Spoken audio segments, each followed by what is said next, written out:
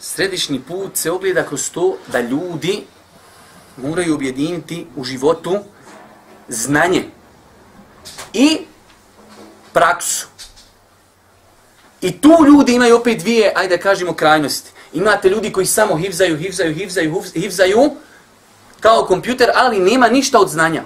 Hafiz Kur'ana, dokopa se mikrofona iza njega filharmonija i odri mu u tarabe. On ima znanje, ima hafiz Kur'ana, ali nema praksi. I onda dođe sutra neki obični insan koja kaže ljudi muzika haram. Pa juče hafiz bio jesi ti pametni od hafiza? Nisam pametni, šta ga ubijedi Allah, ti jesi pametni. Hafiz kaže. Hafiz, ja ga juče vidio. Vi bi zabetonirati do kraja. Znači, objediniti znanje i objediniti praksu.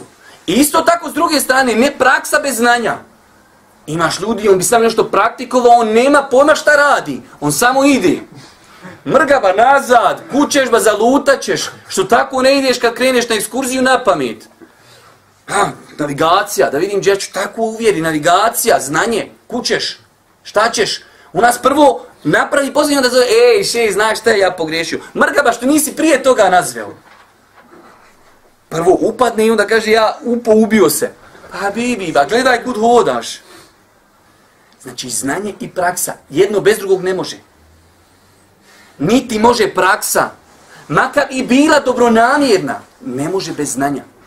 Vi znate onu predaju od Abdullah ibn Mes'uda koja je vjerodostojna, kad jedne prilike odmah u prvim generacijama naišao pored ljudi, on je zikrio na kamenčiće. Kaže, šta to ljudi radite? Pa kaže, evo, jedan nam rekne 100 puta, tako mi 100 puta na kamenčiće prebrojimo.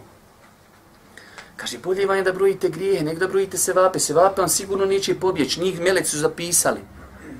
I onda oni, kad su vidjeli da on to negira, kažu, pa nismo, vallaj, žele osim hajr, nismo... Kaže, on poznat u svoju izjavu, kem min muridin lil hajri la yudriku, koliko je ljudi koji žele hajr, ali ga ne postignu. Profulaju. Tako da ne mora znači, ja vallaj sam želio hajr, jesi želio hajr, ali nije dovoljno što želiš hajr da si ga potrefio. Želit hajr i znat kako ga postići. Hoćeš reagirati, vidio si neko nešto radi, hoćeš nešto pojasniti, hoćeš nešto protumačiti. Prvo se spusti na zemlju. Znaš li ti to, pa onda protumači.